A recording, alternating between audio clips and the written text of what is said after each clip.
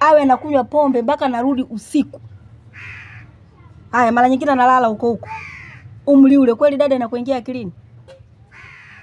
Ni kweli japo shemeji tabia hizo naona kama ni za muda mrefu, lakini sasa hivi naona kama anapozidi kuzeeka na hali jinsi inavyozidi kuwa mbaya. Kwa dada, mimi ninachokushauri hapa, kwanza uvumilivu.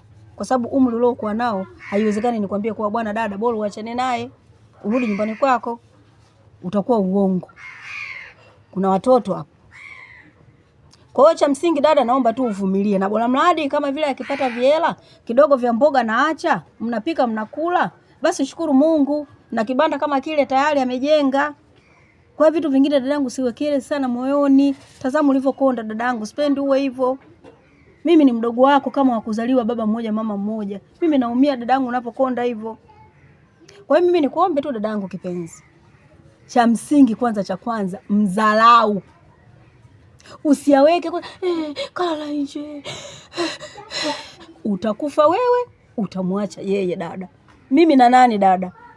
Kaa ukijua mimi sasa hivi maisha yangu nakutegemea sana wewe dada yangu. Mimi nikiishiwa hapa dada nakuja, dada naomba nisaidie kitu fulani. Leo pressure, na sasa hivi umeona hata hospitali anavyoshauri. Usiwekelee jambo moyoni. Leo dada utawekelea moyoni pressure atakukuta dadangu, utakufa. Ndugu wangu, nashindwa kuvumilia. Hivi pale mtaani wa kundoesha mikidole namna hii. Hali alionao shemeji yako na ile hela alionayo ni wakushinda hata kumlipia mtoto ada.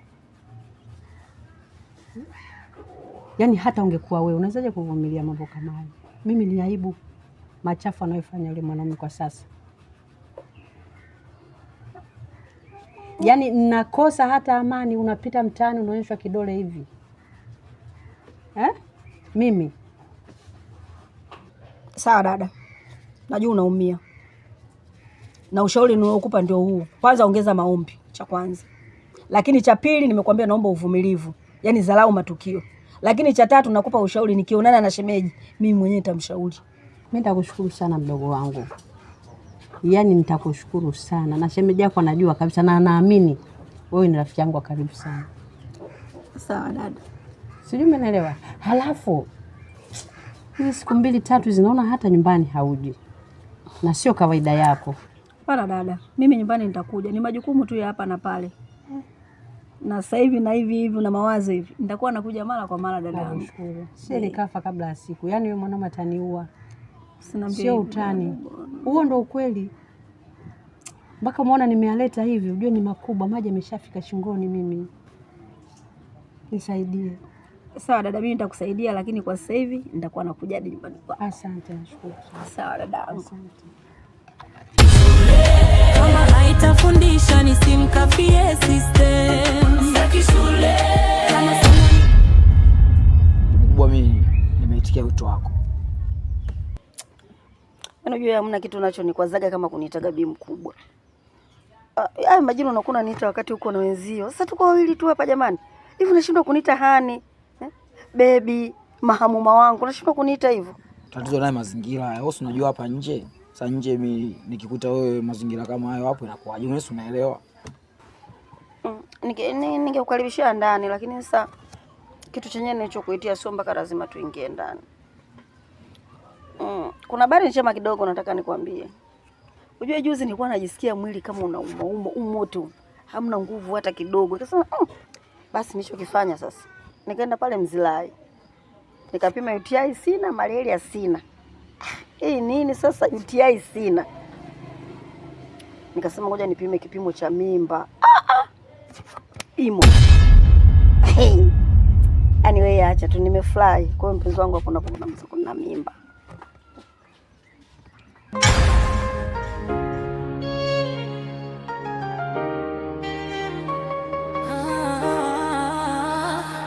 Piano baridi usiku mtaa. Mam, baba Liam.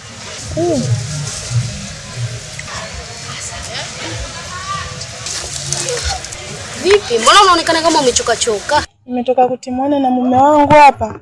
Hata sielewi. Kumekucha. Mlichotumiana ni nini? Ameniambia maneno magumu. Unajua magumu? Yaani ameniweka katika wakati mgumu sana, hata sielewi. We naye shoga yangu, mimi nishakwambia achana na huyu mume wako mshamba.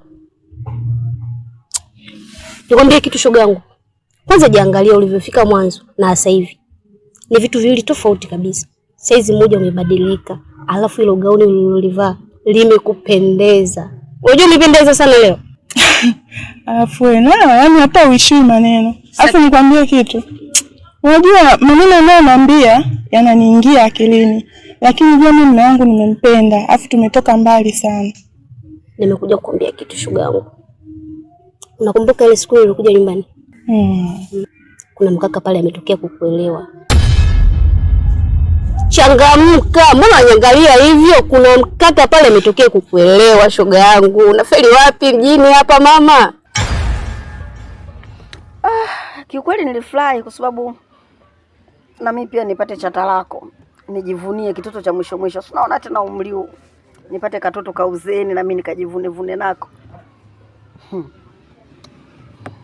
Kwani vipi, mbona upo hivyo hujafurahi? Hamna, mimi nimefurahi sana. Sema kuna vitu nilikuwa nafikiria hapo. Mzigo wangu nimeuchukua asubuhi alafu sijaukatakata. Kwa wateja nafikiria. Kwa mimi hapa nataka nitoke hivi ili ni wateja kule. Kwa ndio nilikuwa nafikiria. Ila kwenye hilo mimi nimefurahi sana. Sawa. Kwa hiyo nenda kufanya biashara zako. Unajua tena natakiwa nile.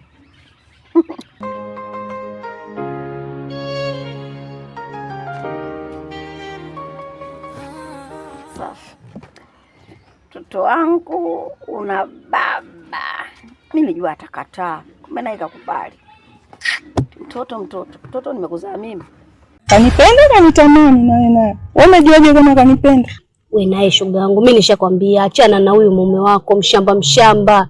Si yupo kalime si za zamani, yani ni kijana lakini yupo kwenye kalime za kizee huko. Anakutaka wewe mke wake uwe kama mabibi wa zamani.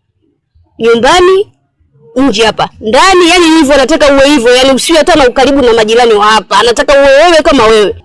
Maana kila siku anasema ana shida na namba zako. Sasa na mimi nimeshindwa kutoa namba zake pasipokuja kukuambia mwenyewe. Nimekuja kukuambia kwamba anahitaji sana namba zako. Hapo kwenye namba panaweza pakazua balaa. Balaa na nini tena na wewe? Hebu acha uoga. Hapa mjini shoga yangu changamka. Sasa niambie kitu. Nakupa namba. Lakini hizo namba tafadhali asije akapiga usiku. Subiri. Asipige usiku. Alafu kama anahitaji kuongea na mimi, abipu tu. Kama niko free, kama na vocha ndampigia, kama sina vocha na mimi tambipi. Yaani hapo tu shoga yangu ndo ninapokukubali. Hapo tu kweli saizi unaanza kubadilika taratibu. Yaani hatua. Sikiza shoga yangu nikwambie kitu. Swala hilo tu. Ondoa hofu limeisha. Ondoa hofu kabisa. Mimi nitamwambia kila kitu na naenda kumpa namba zako. Hata giza likiwa nene kama ukuta, kuna mwanga kidogo. Mwanangu mkataba bado kama 200,000 nadaiwa na bosi. Unajua bosi mwenyewe anapenda mafuta sana vibaya. Mimi ndamalizia tu.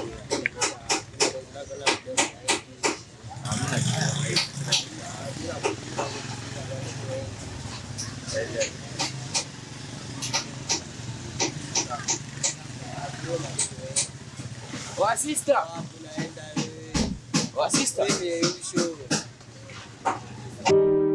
Hata giza likiwa nene kama ukuta, kuna mwanga kidogo, najua ni wa kwangu.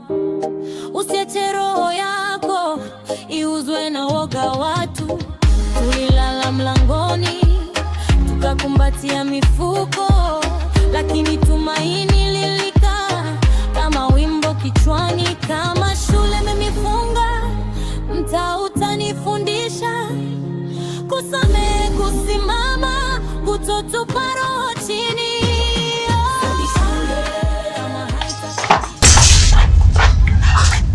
Hapa ndo kwa kina Prince? Ndio. Mwanao ni mwizi. Jamani, mbona mnataka kunichekesha? Mtoto wangu mimi tangu ni mzae sijawahi kusikia mtu yoyote amekuja hapa ameniambia mwanangu mwizi. Leo nyinyi mnawezekanaje mkaja hapa mkaniambia mwanangu mimi mwizi?